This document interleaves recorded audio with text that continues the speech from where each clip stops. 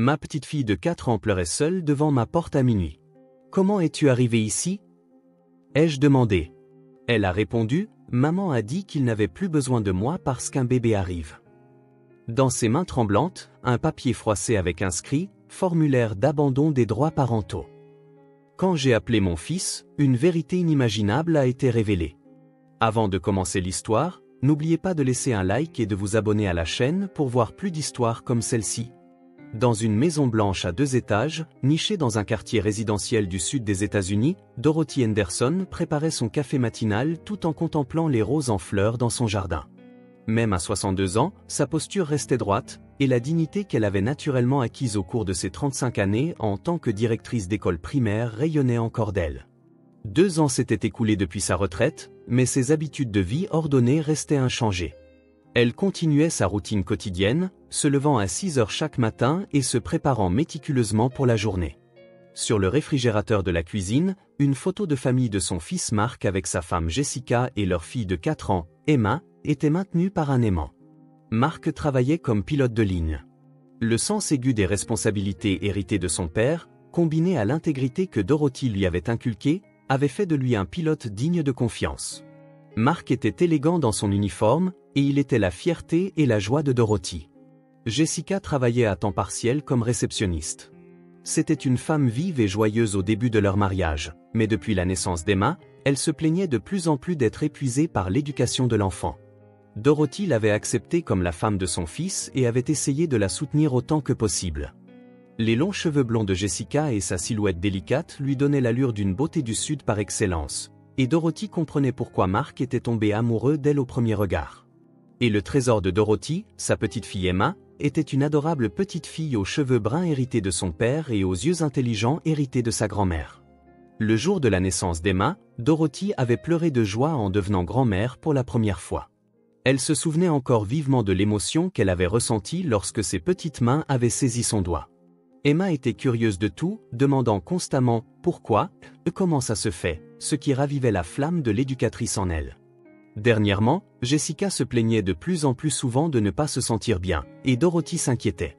La santé de sa belle-fille était une question cruciale qui affectait directement le bonheur de toute la famille. En raison de la nature de son travail, Mark voyageait fréquemment et était souvent loin de chez lui. Il assurait non seulement des vols intérieurs, mais parfois aussi des liaisons internationales, ce qui signifiait qu'il pouvait s'absenter plus d'1 semaine d'affilée. Pendant ces périodes, Jessica devait s'occuper seule d'Emma, et Dorothy comprenait bien que le fardeau devait être considérable. Dorothy se rendait chez Mark 3 fois par semaine, s'enquérant de l'état de Jessica tout en aidant à s'occuper d'Emma. Le temps passé avec sa petite fille était une joie irremplaçable pour Dorothy. Lire des livres d'images avec Emma, faire des biscuits et planter des fleurs dans le jardin ensemble colorait sa vie de retraité. Lorsque Mark était à la maison, la famille semblait être un foyer idéal en apparence. Mark était un père aimant qui adorait Emma et un mari doux pour Jessica. Leurs sorties dominicales au parc ou leurs repas au restaurant étaient pour Dorothy des symboles du foyer heureux que son fils avait construit. Cependant, Dorothy remarquait parfois des choses qui la préoccupaient. L'expression de Jessica lorsqu'elle interagissait avec Emma semblait moins chaleureuse qu'auparavant. Elle se disait que c'était probablement parce que Jessica était fatiguée, mais son instinct maternel décelait quelque chose qui clochait. Particulièrement lorsque Mark était en voyage d'affaires, Jessica semblait quelque peu absente. Néanmoins, Dorothy croyait aux liens familiaux. Les jeunes couples traversaient des périodes difficiles et elle pensait qu'une fois la santé de Jessica rétablie, ils redeviendraient sûrement la famille joyeuse qu'ils étaient autrefois. Dorothy avait elle-même surmonté diverses épreuves dans son mariage avec son défunt mari, et c'est précisément grâce à cette expérience qu'elle pouvait veiller avec bienveillance sur la famille de son fils. Ayant terminé son café du matin, Dorothy décida qu'aujourd'hui encore, elle veillerait au bien-être de Jessica tout en chérissant le temps passé avec sa petite fille adorée. Par un après-midi chaud de mars, Dorothy jouait au cube avec Emma dans le salon de Jessica. En regardant les petites mains d'Emma empiler habilement les cubes colorés, Dorothy souriait devant les progrès de sa petite fille. Cependant, elle remarqua que les conversations téléphoniques de Jessica depuis la cuisine avaient une tonalité différente d'avant. « Oui, je suis encore fatiguée aujourd'hui », pouvait-on entendre la voix de Jessica. « Mark part pour un autre voyage d'affaires d'1 semaine à partir de la semaine prochaine. C'est vraiment difficile quand je suis seule. » Dorothy était préoccupée par la santé défaillante et continue de Jessica. Au début, elle avait pensé que c'était une simple fatigue, mais cela faisait maintenant près de 2 mois que Jessica se plaignait de ne pas se sentir bien. Elle se plaignait parfois de nausées matinales, et Dorothy craignait secrètement qu'il ne s'agisse d'une sorte de maladie. « Mamie, regarde » appela joyeusement Emma. « J'ai construit un château. »« Oh, quel joli château » répondit Dorothy avec un sourire. « Où est la princesse ici ?» Emma sortit une petite poupée et la plaça au sommet du château de cubes. Mais parfois, la princesse est triste. Dorothy sentit un léger pincement au cœur au mot d'Emma. Qu'une enfant de 4 ans exprime l'émotion de la tristesse pouvait indiquer qu'elle percevait quelque chose dans l'atmosphère familiale. Jessica termina son appel et retourna dans le salon. Son visage paraissait plus mince qu'avant et elle avait des cernes sous les yeux. « Dorothy, merci beaucoup d'être toujours là. » Jessica s'assit dans un fauteuil, l'air fatigué. « Quand Marc n'est pas là, ta présence m'aide vraiment. »« Ne t'en fais pas pour ça », sourit chaleureusement Dorothy. « Le temps que je passe avec Emma est aussi un plaisir pour moi. Mais je m'inquiète pour ta santé. As-tu vu un médecin ?» Jessica eut une expression hésitante un instant. « Oui, j'y suis allée la semaine dernière. Ils ont dit que c'était juste de la fatigue. Il y a aussi le stress du travail. » Dorothy savait que Jessica travaillait à temps partiel comme réceptionniste. Elle ne pensait pas que ce soit si exigeant, mais elle essaya de comprendre que chacun vit le stress différemment. « Je pourrais m'occuper d'Emma un peu plus, y compris les week-ends, pour que tu puisses te reposer, » suggéra Dorothy. Les yeux de Jessica s'illuminèrent un instant. « Vraiment ? Ça m'aiderait beaucoup. En fait, il y a un nouveau projet au travail, et je voulais trouver du temps pour m'y consacrer. » Ce soir-là, quand Marc rentra, Dorothy eut l'occasion de parler seule avec son fils. Jessica avait dit qu'elle avait mal à la tête et était allée se coucher tôt, et Emma dormait sur les genoux de Dorothy avec sa peluche préférée. « Marc, comment va la santé de Jessica ?» demanda Dorothy avec inquiétude. Marc secoua la tête avec une expression lasse. « Honnêtement, je ne comprends pas très bien moi-même. Quand je suis à la maison, elle ne semble pas si mal en point, mais quand je rentre de voyage d'affaires, elle dit toujours qu'elle est épuisée. Elle a dit qu'elle était allée chez le médecin. » « Oui, c'est exact. Mais apparemment, ils ont dit qu'il n'y avait rien de particulier. Je pense que c'est peut-être la pression de devoir s'occuper seule d'Emma parce que je suis si souvent absent. » Dorothy hocha la tête aux paroles de son fils, mais au fond d'elle, elle sentait que quelque chose ne collait pas. La façon dont Jessica se plaignait de sa fatigue et les expressions absentes qu'elle affichait parfois semblaient différentes d'un simple épuisement lié à l'éducation d'un enfant. La semaine suivante, lorsque Marc partit en voyage d'affaires, Dorothy commença à recevoir de fréquents appels de Jessica. Des demandes comme « Pourrais-tu prendre Emma, s'il te plaît ?» arrivaient presque quotidiennement. Dorothy était heureuse d'aider, mais elle remarqua que Jessica venait chercher Emma de plus en plus tard chaque jour. Le travail est prenant, donnait toujours Jessica comme raison. Il y a beaucoup d'heures supplémentaires avec le nouveau projet. Un jour, alors qu'elle jouait avec Emma au parc, Dorothy fut surprise par les mots désinvoltes de sa petite fille. « Mamie, maman est beaucoup au téléphone ces derniers temps. Mais ça n'a pas l'air d'être des appels professionnels. »« Pourquoi penses-tu ça ?»« Parce que je l'entends rire. Elle ne rit pas pendant les appels de travail, n'est-ce pas ?» Dorothy fut intérieurement ébranlée par la perspicacité innocente d'Emma. Même une enfant de 4 ans pouvait détecter avec sensibilité les changements dans le comportement des adultes. Ce soir-là, alors que Dorothy dînait avec Emma chez elle, elle observa attentivement le comportement de sa petite fille. Emma se comportait aussi joyeusement que d'habitude, mais les expressions solitaires qu'elle affichait parfois restaient gravées dans l'esprit de Dorothy. « Emma, est-ce que les moments que tu passes avec maman sont amusants ?» demanda prudemment Dorothy. Emma réfléchit un instant avant de répondre. « Oui, c'est amusant. Mais maman ne joue pas beaucoup avec moi ces derniers temps. Elle dit toujours qu'elle est fatiguée. » Dorothy caressa doucement la tête d'Emma. « Maman ne se sent pas bien, mais son amour pour toi n'a pas changé. »« Je le sais. » Emma hocha légèrement la tête, mais parfois, j'ai l'impression que maman est loin. Ces mots serrèrent le cœur de Dorothy. L'intuition des enfants est parfois plus aiguisée que celle des adultes, et ils perçoivent avec sensibilité les changements au sein de la famille. Le lendemain, lorsque Jessica vint chercher Emma, Dorothy remarqua que son comportement était différent de d'habitude. Sa coiffure avait changé et elle semblait porter de nouveaux vêtements. Surtout, son expression paraissait plus vivante qu'avant. « Tu sembles te sentir mieux, » dit Dorothy. « Oui, en effet, » sourit Jessica. J'ai pu me changer un peu les idées récemment. Grâce à toi, Dorothy, j'ai eu du temps et je t'en suis vraiment reconnaissante. Dorothy se sentit partagée face aux paroles de Jessica. Elle semblait certainement se sentir mieux. Mais si c'était au détriment du temps passé avec Emma, il y avait une partie d'elle qui ne pouvait pas simplement s'en réjouir.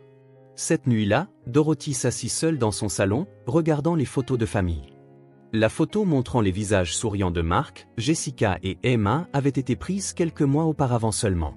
Cependant, au vu de la situation actuelle, l'image de famille heureuse sur la photo semblait appartenir à un passé lointain.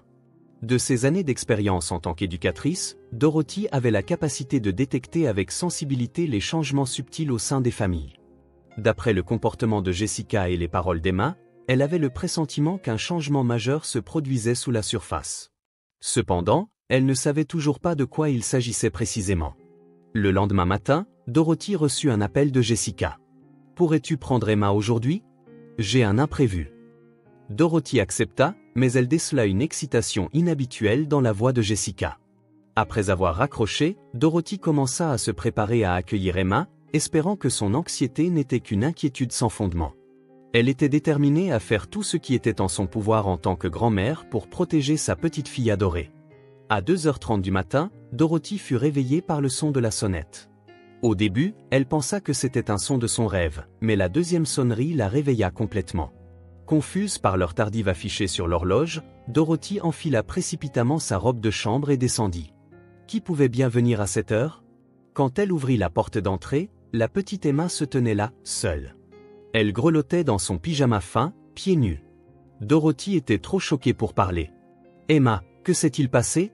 Comment es-tu arrivée ici ?» Dorothy prit rapidement sa petite fille dans ses bras. Le petit corps d'Emma était froid comme de la glace et ses joues étaient mouillées de larmes. Dorothy fit entrer Emma dans la maison et l'enveloppa dans une couverture chaude. « Mamie, » dit Emma d'une voix tremblante. « Maman a dit, je vais avoir un bébé, alors je n'ai plus besoin de toi. » Le cœur de Dorothy se mit à battre violemment. « Un bébé? Emma, de quoi parles-tu » Emma ouvrit sa main droite. Il y avait un morceau de papier froissé serré dedans. Dorothy prit le papier avec des mains tremblantes. En haut, il était écrit « Document de renonciation aux droits parentaux ». Le visage de Dorothy devint blême. « Qu'est-ce que c'est? Emma, où as-tu trouvé ça ?» Maman était en train de l'écrire, répondit Emma en larmes. Maman a dit « Je vais fonder une nouvelle famille, alors Emma est un obstacle. » Puis elle m'a dit d'aller chez mamie. Dorothy était confuse. Jessica était enceinte. Elle n'en avait rien entendu. Mark n'avait rien dit non plus. Et que signifiait ce document de renonciation aux droits parentaux? Emma, est-ce que maman a vraiment dit ça? Emma hocha la tête. Maman parlait à quelqu'un au téléphone. Elle a dit, je laisserai Emma à sa grand-mère pour que nous puissions commencer notre nouvelle vie. Dorothy tenait Emma sur ses genoux, essayant de comprendre la situation. Une enfant de 4 ans n'aurait pas pu marcher seule jusqu'ici la nuit. Emma, comment es-tu venue? Maman m'a conduite, mais quand je suis sortie de la voiture, elle a dit, ne reviens pas à la maison. Le corps de Dorothy trembla de colère. Jessica avait abandonné une enfant de 4 ans en pleine nuit. Et avec un document de renonciation aux droits parentaux. Emma, tout va bien maintenant. Mamie est là. Dorothy serra sa petite fille dans ses bras. Laisse-moi te préparer un chocolat chaud. Attends juste un instant. Dorothy assit Emma sur le canapé et se précipita dans la cuisine. Ses mains tremblaient tellement qu'elle pouvait à peine préparer le chocolat. Est-ce que Mark savait que Jessica était enceinte? Et que signifiait ce document? Après avoir donné le chocolat à Emma, Dorothy prit une profonde inspiration et appela le portable de Mark. Mark était actuellement en voyage d'affaires sur la côte ouest. Compte tenu du décalage horaire, il était tard dans la nuit là-bas, mais c'était une urgence. Le téléphone sonna une 3e fois avant de décrocher. « Maman, qu'est-ce qui ne va pas? Tu appelles à cette heure? » « Mark, il est arrivé quelque chose de terrible. Emma est venue seule à la maison en pleine nuit. »« Quoi? Emma? Où est Jessica? » C'est ça le problème. Mark, est-ce que Jessica est enceinte? Il y eut un long silence à l'autre bout du fil. Enceinte? De quoi parles-tu? Je n'ai rien entendu de la part de Jessica. Dorothy expliqua l'affaire du document de renonciation aux droits parentaux. La voix de Mark devint progressivement plus vive. Renonciation aux droits parentaux? C'est impossible. Je vais essayer d'appeler Jessica. Mark. Emma pleure en disant que Jessica lui a dit « Je vais avoir un bébé, alors je n'ai plus besoin de toi ». Elle entendit Mark halter à l'autre bout du fil. « Maman, je rentre immédiatement. Je prendrai le premier vol demain matin. S'il te plaît, prends soin d'Emma. » Bien sûr. Mais Mark, si Jessica est vraiment enceinte, de qui est l'enfant? Il y eut un autre long silence. Je ne sais pas, mais je vais le découvrir. Je vais appeler Jessica moi-même. Après avoir raccroché, Dorothy s'assit à côté d'Emma. Sa petite fille était épuisée et s'endormait sur ses genoux. Emma, restons chez mamie ce soir. Demain, ton papa rentrera. Papa rentre? Les yeux d'Emma s'illuminèrent légèrement. Oui, ton papa t'aime très fort. Quoi qu'il arrive, cela ne changera jamais. Dorothy monta Emma dans la chambre d'Amy et la mit au lit. Tout en tenant la petite main d'Emma, Dorothy chanta une berceuse. Une fois qu'Emma s'endormit enfin, Dorothy retourna seule au salon. Elle reprit le document de renonciation aux droits parentaux et en lut attentivement le contenu. Le document semblait être un document juridique officiel avec la signature de Jessica. Cependant, la ligne pour la signature de Mark était vide. Forte de ses années d'expérience en tant qu'éducatrice, Dorothy comprit que ce document avait été créé unilatéralement. À 3 heures du matin, le téléphone portable de Dorothy sonna. C'était Mark. « Maman, je n'arrive pas à joindre Jessica. Elle ne répond ni au téléphone de la maison ni à son portable. Elle n'est pas rentrée. J'ai demandé au voisin, Monsieur Johnson, de vérifier pour moi, mais la voiture n'est pas là et les lumières sont éteintes. Jessica semble être sortie quelque part. » Dorothy eut un mauvais pressentiment. « Mark, est-il possible que Jessica soit avec quelqu'un d'autre ?» Mark soupira profondément à l'autre bout du fil. En fait, le comportement de Jessica était un peu étrange ces derniers temps, achetant de nouveaux vêtements, changeant de coiffure. Elle dit que le travail est prenant, mais pour une raison quelconque, elle était souvent de bonne humeur. Oui, j'ai remarqué ça aussi, maman. Pour être honnête, je soupçonnais que Jessica pouvait avoir une liaison, mais je n'avais aucune preuve. Et en pensant à Emma, j'avais peur de creuser la question. Dorothy pouvait sentir l'angoisse de son fils. Mark, la chose la plus importante en ce moment, c'est Emma. Apprendre la vérité pourrait être douloureux, mais c'est nécessaire pour protéger ta fille. Je comprends. Je prendrai le premier vol demain matin.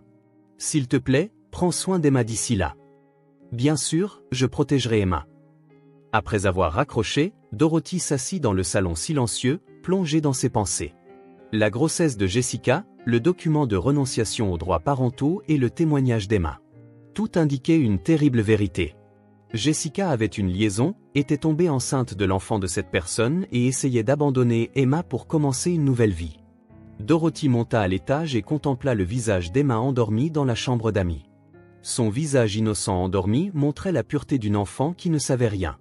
En pensant à la douleur que cet enfant subissait, le cœur de Dorothy se sentit sur le point de se briser. « Tout va bien, Emma, » murmura doucement Dorothy. « Mamie te protégera, c'est certain. » Pendant les quelques heures qui restaient jusqu'à l'aube, Dorothy resta assise sur la chaise près du lit d'Emma, veillant sur le sommeil de sa petite fille. Le lendemain, Mark arriva chez Dorothy avec une expression épuisée. Ayant pris un vol de nuit depuis la côte ouest, son visage montrait une fatigue profonde, comme s'il avait vieilli en une nuit. « Où est Emma ?» demanda Mark dès son entrée. « Elle fait la sieste. Elle est fatiguée de la nuit dernière. » Dorothy serra son fils dans ses bras. « Tu dois être fatigué, toi aussi. Prenons d'abord un café. » Mark hocha la tête et s'assit sur le canapé du salon. En recevant le café que Dorothy avait préparé, il soupira profondément. « Maman, as-tu pu contacter Jessica ?»« Non, pas du tout.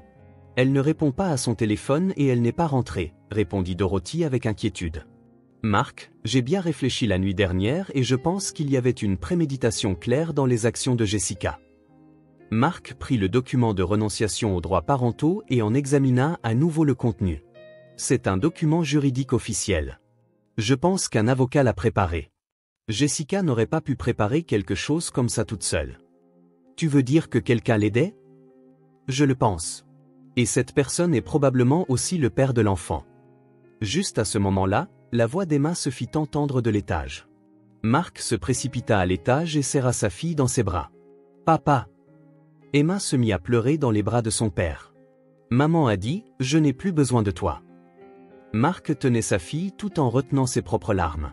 Emma, papa t'aime très fort. Quoi qu'il arrive, cela ne changera jamais. Vraiment? Emma leva les yeux vers le visage de son père. Vraiment. Papa ne te laissera jamais partir. Dorothy regardait son fils et sa petite-fille et sentit son cœur se réchauffer. Le lien entre les parents de sang ne pouvait jamais être brisé, quelles que soient les difficultés. Dans la soirée, Jessica appela enfin. Quand Marc répondit, la voix de Jessica était étonnamment calme. « Marc, tu es rentré. Emma est bien prise en charge par Dorothy, n'est-ce pas? » Jessica, mais enfin, qu'est-ce que tu fais? Emma s'est présentée seule chez ma mère la nuit dernière. J'ai expliqué à cet enfant. Je lui ai dit que pour commencer une nouvelle vie, il valait mieux qu'Emma vive avec Dorothy. Marc fut abasourdi par le ton froid de Jessica. Une nouvelle vie. Jessica, es-tu enceinte? Après un bref silence, Jessica répondit. Oui. Mais Marc, ce n'est pas ton enfant. La main de Marc tenant le téléphone trembla. Qu'est-ce que tu as dit? J'ai quelqu'un d'autre. J'attends un enfant de lui, donc je ne peux pas retourner à ma vie d'avant. Jessica, de quoi parles-tu? Et Emma? Dorothy peut prendre Emma. J'ai préparé le document de renonciation aux droits parentaux correctement. La voix de Marc tremblait de colère. Renonciation aux droits parentaux. Tu prévois d'abandonner ta fille de 4 ans? Dire abandonner est cruel. Emma a Dorothy, qui est une grand-mère merveilleuse. Dorothy peut offrir un meilleur environnement à Emma que moi. Marc fut atterré par la logique égoïste de Jessica. Jessica, rentre à la maison. Parlons-en correctement. Je n'ai pas l'intention de revenir. Je viendrai chercher mes affaires plus tard. Attends, Jessica. Qui est cette personne? Jessica hésita un instant avant de répondre. David. David Morrison. C'est mon véritable amour. Marc, notre mariage était une erreur. Je commence une nouvelle vie avec lui. Marc reconnut le nom de David Morrison. C'était un agent immobilier local qui était censé être marié. David Morrison. N'est-il pas marié? Il a déjà divorcé. Nous sommes sérieux. Marc, je suis désolé pour toi, mais j'ai le droit d'être heureuse. Marc sentit l'envie de raccrocher. Jessica, tu abandonnes ta fille pour ton bonheur? Emma n'est pas abandonnée. Elle vivra avec Dorothy. C'est ce qu'il y a de mieux. Marc prit une profonde inspiration, essayant de rester calme. Jessica, peu importe ce que tu penses, Emma est ma fille. Si tu veux renoncer à tes droits parentaux, c'est ton choix. Mais je prends Emma. Je n'ai pas l'intention de l'imposer à ma mère. Marc, tu es occupé par ton travail. Tu ne peux pas t'occuper d'Emma, n'est-ce pas? C'est à moi de décider. Je changerai de travail si nécessaire. Je ferai n'importe quoi pour Emma. Jessica soupira à l'autre bout du fil. D'accord, mais s'il te plaît, fais le nécessaire pour le document de renonciation aux droits parentaux. Je veux commencer ma nouvelle vie. Jessica, je veux te poser une dernière question. N'aimais-tu pas Emma? Il y eut un long silence. Je l'aimais, mais Marc, après avoir rencontré David, j'ai appris ce qu'est le véritable amour. Avec Emma, elle sera un obstacle à notre nouvelle vie. S'il te plaît, comprends. Marc raccrocha le téléphone. Ses mains tremblaient. Dorothy s'assit à côté de lui et posa sa main sur l'épaule de son fils. J'ai entendu, dit doucement Dorothy. Marc, tu fais ce qu'il faut. Maman, est-ce que je serai capable d'élever Emma seule? Tu ne seras pas seule. Je suis là. Et Emma a en toi un père merveilleux. Cette nuit-là, Marc resta chez Dorothy avec Emma. Emma ne comprenait toujours pas entièrement la situation, mais elle sentait que son père et sa grand-mère l'aimaient. Le lendemain, Marc consulta un avocat. Le document de renonciation aux droits parentaux de Jessica était légalement valide et il fut confirmé que Marc pouvait obtenir la garde exclusive d'Emma. De plus, le fait que Jessica avait eu une liaison jouerait en sa faveur dans la procédure de divorce. Une semaine plus tard, Jessica vint chez Dorothy avec David pour récupérer ses affaires. Emma se cacha derrière son père, observant sa mère. « Emma, tu vas bien ?» Jessica sourit à sa fille. Emma ne répondit pas. Jessica afficha une expression légèrement triste mais prit immédiatement la main de David. « Marc, s'il te plaît, prends soin d'Emma, dit formellement Jessica. Je vais être heureuse. » Jessica, intervint Dorothy. « Tu es une mère. Emma est ta fille. » Dorothy, Je fonde une nouvelle famille. Emma vous a, toi et Mark, et ça devrait suffire. Jessica et David partirent avec leurs affaires. Emma regarda la voiture de sa mère s'éloigner par la fenêtre et murmura doucement « Maman, bye bye ». Mark serra sa fille dans ses bras. « Emma, papa et mamie sont là, alors tout ira bien. » Dorothy regardait son fils et sa petite-fille tout en réfléchissant profondément aux liens familiaux. Les liens du sang seuls ne font pas une famille. Elle était convaincue que l'amour, la responsabilité et les soins dévoués sont ce qui crée de véritables liens familiaux. La nouvelle vie d'Emma commença. Il faudrait du temps pour guérir son cœur blessé, mais Dorothy était déterminée à soutenir sa petite-fille adorée de toutes ses forces, et Mark, lui aussi, était résolu à grandir en tant que père. 1 an plus tard, Dorothy plantait des fleurs dans son jardin avec Emma. Emma, âgée de 5 ans, creusait soigneusement la terre avec ses petites mains, plantant des bulbes de tulipes. « Mamie, quand ces fleurs vont-elles éclore » demanda Emma, repoussant ses cheveux avec ses mains couvertes de terre. « Au printemps prochain. » « Mais si nous ne les plantons pas maintenant, de belles fleurs ne pousseront pas, » répondit Dorothy avec un sourire. « C'est la même chose pour l'amour. Si nous le nourrissons soigneusement maintenant, il s'épanouira sûrement en de belles fleurs. » Emma hocha la tête avec une expression sérieuse. Au cours de cette dernière année, elle avait remarquablement grandi. Elle pleurait la nuit pendant les premiers mois, mais entourée de l'amour de Mark et Dorothy, ses blessures émotionnelles se sont progressivement cicatrisées. Mark avait tenu sa promesse et changé sa vie pour Emma. Il avait abandonné les vols internationaux pour ne faire que des vols intérieurs, réduisant considérablement la fréquence de ses voyages d'affaires. Son revenu avait diminué, mais le temps passé avec sa fille était irremplaçable. « Papa, bon retour à la maison. » Emma entendit la voiture de son père et sortit en courant du jardin. Mark souleva sa fille alors qu'il était encore en uniforme. « Emma, qu'as-tu fait aujourd'hui ? » « J'ai planté des fleurs avec mamie. De belles fleurs écloront l'année prochaine. » « Je vois. C'est quelque chose à attendre avec impatience. » Mark sourit à sa mère avec gratitude en caressant la tête de sa fille. Dorothy vit l'expression de son fils et sentit qu'il avait vraiment l'air heureux. Certes, les choses étaient financièrement plus serrées qu'auparavant, mais leur lien familial était devenu beaucoup plus fort. Pendant le dîner, Emma prit soudain la parole. « Mamie, est-ce que j'ai deux mamans ?» Dorothy et Mark se regardèrent, surpris. Emma posait parfois des questions qui surprenaient les adultes de cette manière. « Que veux-tu dire » demanda doucement Mark. « Parce que mamie s'occupe de moi, n'est-ce pas ? Elle me lit des livres et me fait à manger. N'est-ce pas ce que font les mamans ?» Le cœur de Dorothy se réchauffa. « Emma, mamie est mamie. Mais il est vrai que je t'aime. Alors j'ai une gentille maman. » Emma hocha la tête avec satisfaction. Mark sentit ses yeux s'embuer aux paroles de sa fille. Emma avait compris et accepté la forme de leur famille à sa manière.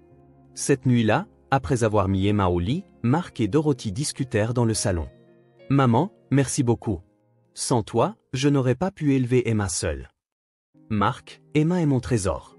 Le temps que je passe avec cet enfant est le plus grand cadeau de ma vie, » continua Dorothy en regardant par la fenêtre. « Parfois, je me demande comment va Jessica.